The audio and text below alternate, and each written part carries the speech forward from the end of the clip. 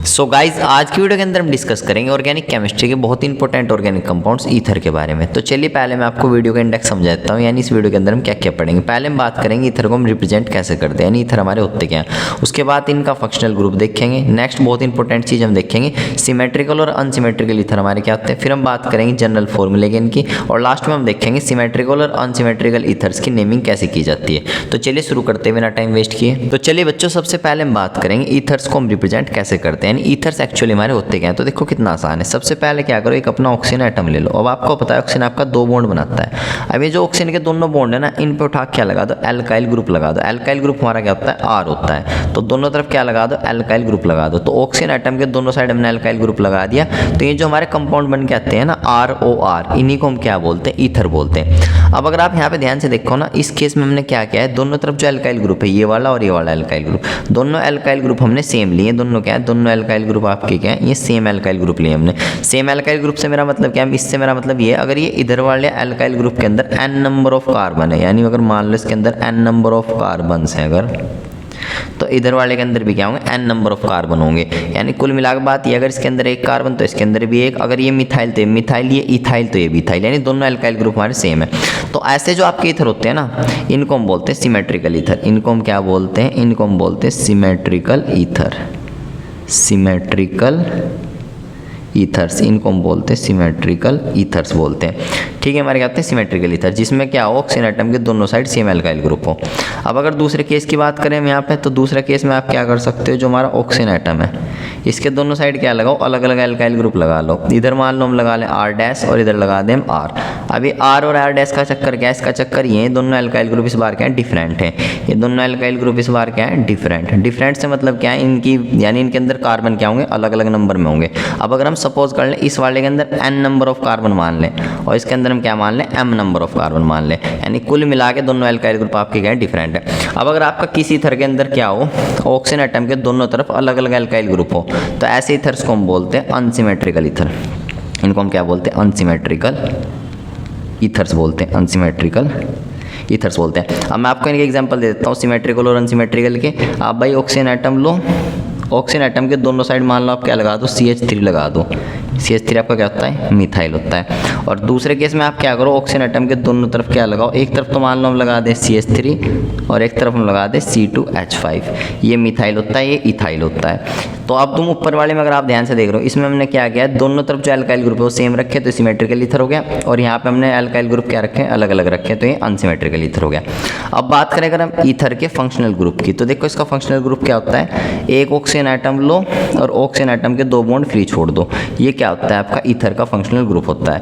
यानी आपने सिंपली यहाँ से सीखा, जो ईथर का फंक्शनल ग्रुप है ना, O, अगर दोनों तरफ इसके R लगाओगे एल्काइल ग्रुप, तो तब जाकर आपको क्या मिलते हैं, ईथर मिलते हैं। तो ये ईथर का क्या हो गया, फंक्शनल ग्रुप हो गया। बच्चों अब हम बात करेंगे ईथर्स के जनरल फॉर्मूले की। तो बस आपको क्या पता होना चाहिए, ईथर्स का जनरल फॉर्मूला जानने के लिए आपको एल्काइल ग्रुप का जनरल फॉर्मूला पता होना चाहिए। एल्काइल ग्रुप का जनरल फॉर्मूला होता है CnH2n+1, n यहाँ पे आपका नंबर ऑफ कार्बन हो गया।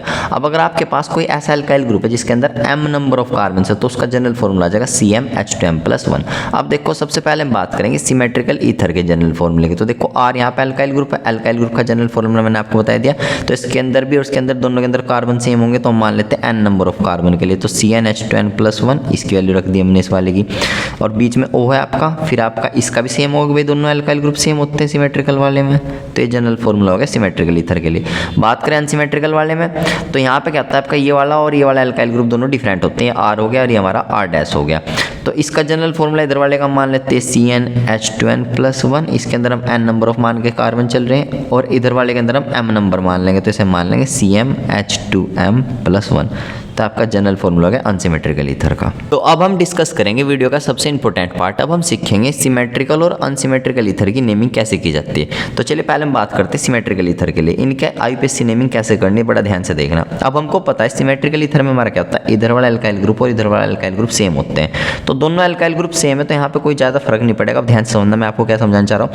तो यहाँ पे आपको क्या करना है, एक एल्काइल ग्रुप और ऑक्सीजन को, यानी जो आपका इतना सिस्टम है, जो इसको क्या बना देना है, आपको एल्कोक्सी बना देना है। चलिए पहले मैं आपको ये समझाता हूँ।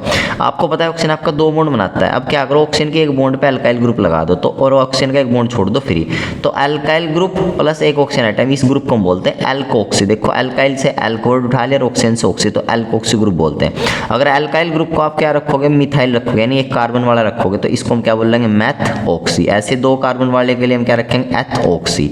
तो ऐसे इनकी नेमिंग हमें यूज करनी है। तो आपको क्या करना है, एक अल्काइल ग्रुप और ऑक्सीजन, इतने को आपको क्या बना देना है, एल्कोक्सी बना देना है। तो देखो ऐसे आईपीएससी नेमिंग में ऐसे चलना है, तो पहले हम लिखेंगे एल्कोक्सी, तो इतना आपका ये हो गया। फिर इसके बाद आपका जो अल्काइल ग्रुप बचेगा, अब इसके अंदर जितने भी नंबर ऑफ कार्बन होंगे उतने ही कार्बन का आपको एल्केन बना देना है। तो यहाँ पे जितने भी कार्बन होंगे उतने कार्बन का आपको एल्केन बना देना है। तो यहाँ से आपका एल्कोक्सी आ गया और यहाँ से आपका एल्केन आ जाएगा। और इसके बाद अगर बात करें इनकी कॉमन नेम की, तो वो आपको मैं एग्जाम्पल से समझाऊंगा। यहाँ पे हमारे पास सिमेट्रिकल ईथर का एग्जाम्पल आप देख सकते हो, दोनों तरफ अल्काइल ग्रुप सेम है आपके। तो चलिए इसका आईपीएससी नेम और कॉमन नेम लिखना सीखते हैं। पहले हम बात करेंगे इसकी आईपीएससी नेमिंग की। तो देखो आईपीएससी नेम में हमें क्या करना है, एक अल्काइल ग्रुप और ऑक्सीजन, इतने को मैं क्या बना देना है, एल्कोक्सी बना देना है।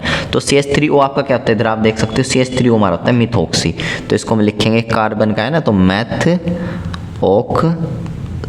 इतना हमारा हो गया मैथॉक्सी।